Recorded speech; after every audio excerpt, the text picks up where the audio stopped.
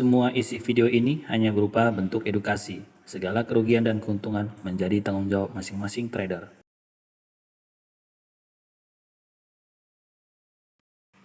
Ya, apa kabar teman-teman semua? Saya harap semuanya baik-baik. Hari ini saya akan coba memberikan sebuah edukasi mengenai pro buy, titik trending, dan low sell. Jadi pro buy, titik trending, dan low sell itu tidak ada ya teman-teman. Kalau kita search di Google juga tidak ada gitu. Jadi kata-kata ini saya yang membuat gitu. Jadi kenapa saya buat seperti ini supaya agar saya paham gitu mana itu pro buy, mana titik trending, dan mana low sell. Buy, titik trending, dan low sell ini digunakan pada aplikasi RTI. Ya, gunanya apa? Gunanya ini bisa kita mengetahui bahwasannya kekuatan dari harga saham itu apakah akan segera turun, apakah semakin naik, begitu dia.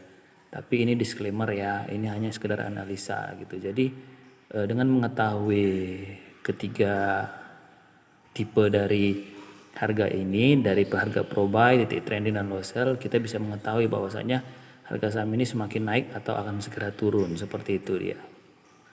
Jadi tidak perlu berlama-lama, akan saya jelaskan satu persatu apa itu pro buy, apa itu titik trending, dan apa itu low sell yang dapat kita gunakan dan kita lihat pada aplikasi RTI. Pro buy itu adalah jumlah volume lot yang terjadi baik itu volume transaksi jual maupun transaksi beli pada harga suatu saham yang dimana volume beli lebih besar daripada volume jual. Nah, contohnya seperti ini. Di suatu saham itu misalnya ketika open market ya, harga 100 gitu.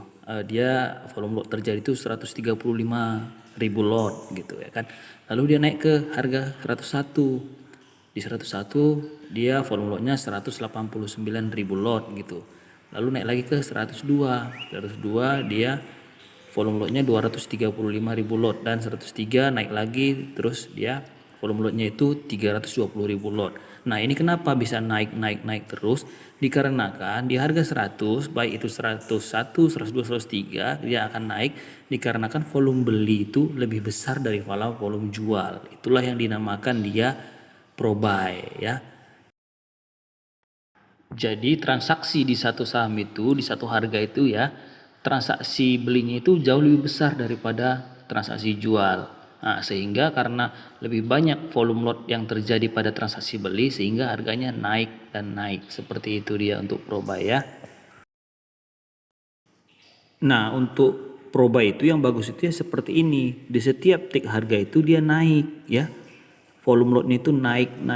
Berarti kalau dia naik itu minat beli itu semakin besar begitu dia. Jadi kalau dia misalnya dari misalnya 103 ya ke 104 volumenya sudah turun, nah itu udah mulai ada tanda-tanda berarti minat beli itu sudah mulai mengecil. Berarti kita sudah bisa ancang-ancang untuk sell. Seperti itu dia ya. Ya, semoga sudah paham ya mengenai pro buy ini. Jadi pro buy itu saya ulangi sekali lagi adalah volume beli itu jauh lebih besar daripada volume jual.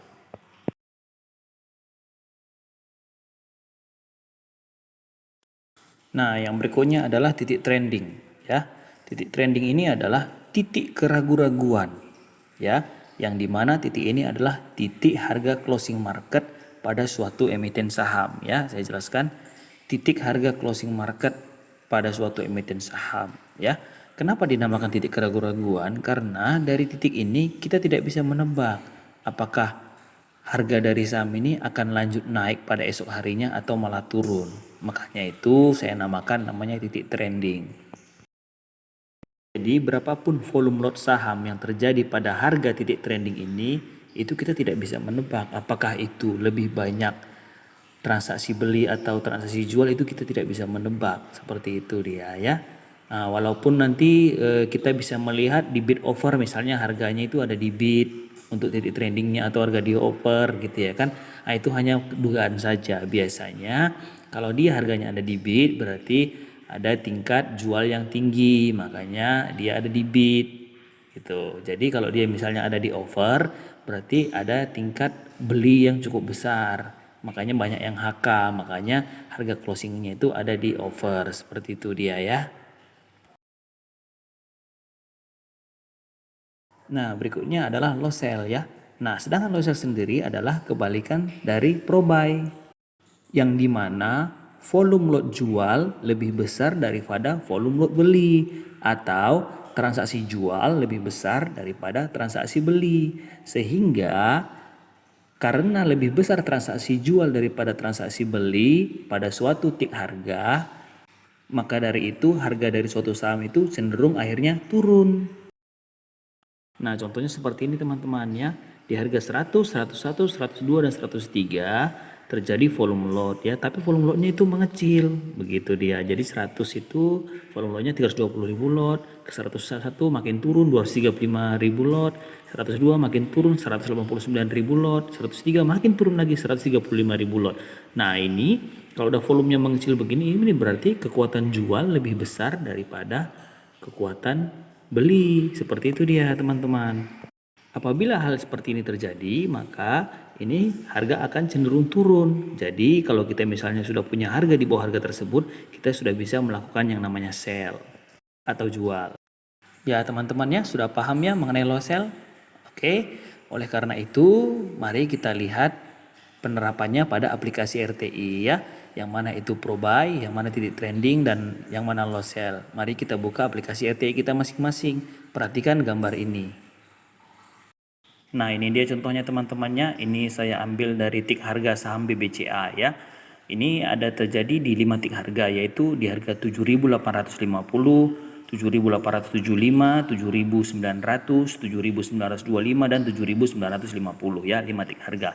Nah, titik trendingnya itu adalah titik closing kemarin ya. Titik closingnya itu adalah di 7925 ya. Itu ada volume lotnya. Volume lotnya sebesar 121.346 ya.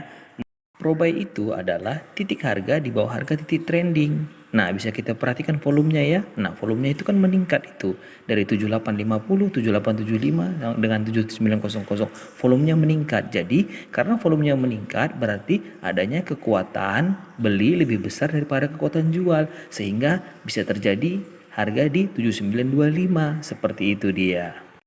Kemudian harga masuk ke 7925. 7925 itu sebelum closing sebenarnya itu adalah pro buy. Kenapa pro buy? Karena ada harga tercipta di 7950. Nah, di 7950 itu kekuatan volumenya sudah mulai mengecil sehingga harganya turun kembali ke 7925. Makanya 7950 itu dikatakan low sell. Kenapa low sell? Karena di situ kekuatan jual lebih besar daripada kekuatan beli. Karena lebih besar yang menjual, makanya harganya turun. Seperti itu dia teman-teman ya. Mungkin ada pertanyaan, kenapa harga 7950 bisa terjadi sedangkan volume lot 7925 lebih kecil daripada 7900? Ya, itu terjadi karena memang pada saat itu antriannya memang sedikit. Nah, sehingga karena antriannya sedikit makanya 7950 itu bisa tersentuh gitu. Tapi di 7950 itu kekuatan jual sudah lebih besar daripada kekuatan beli sehingga harganya turun. Nah, seperti itu dia. Nah, jadi buat teman-teman yang mungkin trading sahamnya memakai prinsip open sama dengan low, ini cukup bagus ya. Jadi pada saat open market itu kan kita menemukan nih saham yang open sama dengan low. Nah, habis itu kita tinggal perhatikan pro buy-nya ini meningkat atau tidak gitu. Dari sisi taktiknya meningkat atau tidak. Nah, kalau meningkat ya kita ikut masuk begitu dia. Jadi apabila dia masih meningkat kita hold dulu, jangan dijual dulu. Tapi apabila kita lihat ini volumenya sudah mulai mengecil, nah kita sudah bisa siap-siap ancang-ancang untuk jual. Seperti itu dia teman-teman. Jadi untuk edukasi pro buy, titik trending dan local ini cukup bermanfaat, bisa kita pakai pada saham yang open sama dengan low. Tapi ya saran saya tetap memperhatikan bid offer ya. Kalau kita perhatikan bid offer, lalu kita perhatikan pro buy-nya gitu. Kalau dia meningkat kita bisa ikut masuk. Nah, jadi kalau sudah nanti sudah mencukupi cuannya ya dijual saja, jangan ditahan-tahan karena kita tidak tahu untuk titik berikutnya apakah dia akan tercipta low sell atau pro buy, itu tidak tahu. Jadi kalau sudah cukup cuan ya dijual saja. Seperti itu dia teman-teman. Ya, terima kasih banyak ya buat teman-teman yang sudah mengunjungi channel ini. Demikian edukasi saya tentang pro buy, titik trending dan low sell. Apabila teman-teman merasa edukasi ini bermanfaat, boleh dibagikan ke teman-teman yang lain.